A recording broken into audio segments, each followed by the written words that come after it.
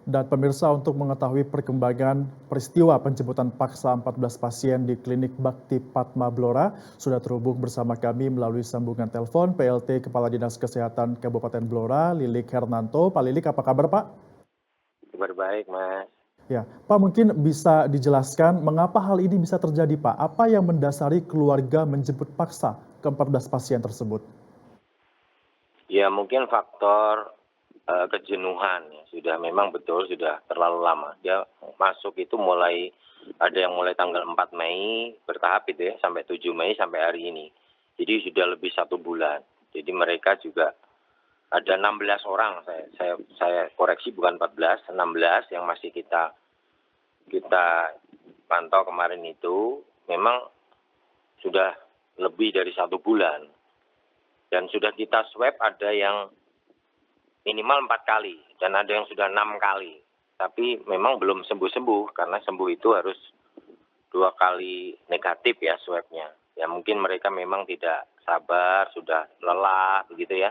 Jadi mungkin pingin untuk isolasi mandiri di rumah. Saya rasa itu yang permasalahannya. Ya. Kemudian Pak, saat dilakukan perawatan di lokasi tersebut sebenarnya seperti apa kondisi dari ke-14 pasien ini Pak? Apakah mereka menunjukkan gejala-gejala sakit COVID-19 atau mereka masuk ke dalam orang tanpa gejala? Ya, ke-16 orang ini semua OTG, orang tanpa gejala. Sekali lagi tidak ada yang sakit, orang tanpa gejala, tapi kan kita pantau, maksud kami kita kumpulkan supaya kita pantau supaya kita tahu perkembangan kesehatannya, kita ada tim medis, kita ada nutrisi, gizi yang baik, tapi ternyata ya sudah ada yang sembuh juga, ada 3 yang sudah sembuh, tapi ini kok lambat gitu, yang 16 ini masih belum, jadi mungkin tidak sabar, ya mereka ingin pulang di rumah saja. Mungkin ya itu saya rasa kita bisa memahami ya alasannya karena memang sudah terlalu lama. Tetapi memang perlu diketahui memang tidak semua orang sama ya. Itu ada beberapa faktor yang mempengaruhi. Ya, faktor diri sendiri misalnya daya tahan tubuhnya, terus psikisnya ya. Dia kalau semakin stres daya tahan tubuhnya makin turun. Jumlah virusnya sendiri. Jadi ini yang menyebabkan cepat lambatnya untuk kesembuhan mereka. Tapi Pak Lilik, kemudian pada saat para pasien ini dilakukan perawatan, apakah mereka kooperatif, Pak? Oh, kooperatif ya, tidak ada masalah, kooperatif, baik. Iya. Baik, kemudian pada saat keluarga ini menjemput Pak, apakah keluarganya ini juga akan dipantau oleh pihak dari Dinas Kesehatan? Karena kan ini kan terjadi kerumunan seperti itu. Oh iya, jadi semua pasien kontak dari penderita sudah kita lakukan tracing ya, penelusuran sampai kami rapid masing-masing keluarga. Tapi memang belum maksimal. Otomatis nanti akan kita lakukan lagi siapa yang belum kita rapid dari keluarga mereka. Sampai hari ini itu jumlahnya yang positif dari Temboro itu 19. Kita kontak keluarganya termasuk petugas kesehatan yang menangani di puskesmas di tempat kami. Sudah kita tracing semua. Kita rapid belum ada penularan. Jadi sampai saat ini ya yang belum ada penularan ke keluarga maupun ke tenaga kesehatan. Tapi ini akan terus kita pantau, yang terdekat tentunya akan kita rapid lagi atau bahkan kita swab. Kita sekarang swabnya sudah cukup siap di puskesmas. Begitu Mas. Kemudian Pak, setelah dilakukan penjemputan paksa seperti itu oleh pihak dari keluarga, apakah sebenarnya pihak dari Dinkes sudah memberikan semacam edukasi kepada masyarakat bahwa untuk pasien positif ini harus dirawat sedemikian rupa sehingga harus dimaklumi apabila dirawat? Bagaimana Pak? Ya sudah kita edukasi masyarakat.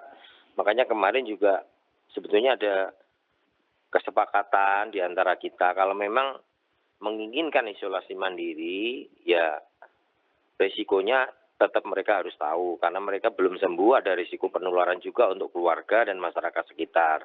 Untuk itu harus ada protokol-protokol kesehatan yang harus ditepati. Dia harus isolasi mandiri secara disiplin dan ketat di rumahnya masing-masing.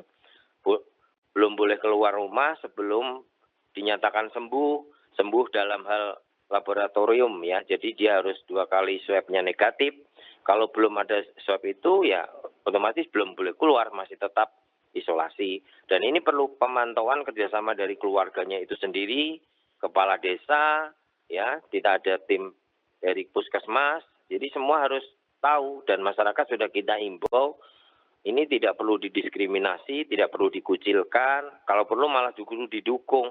Didukung secara apa? Secara sosial, dukungan spiritual, ya biar cepat sembuh. Ini mungkin saya rasa kan perlu dukungan-dukungan seperti itu. Ya kalau dia OTG, saya rasa perlu kerjasama yang baik. Yang penting itu psikisnya dia baik, membaik, mudah-mudahan segera sembuh. Karena sudah ada yang sembuh dan sudah ada 6 yang sembuh kita. 6 yang sembuh itu 4 diantaranya isolasi mandiri. Nah, jadi kami bisa menyampaikan bahwa isolasi mandiri pun bisa sembuh asal bisa didukung oleh seluruh pihak, khususnya keluarga dan masyarakat sekitar. Gitu, Mas. Baik, kemudian Pak Lili, langkah apa yang akan diambil oleh Dinas Kesehatan Kabupaten Blora agar hal ini tidak terjadi lagi, Pak, ke depannya?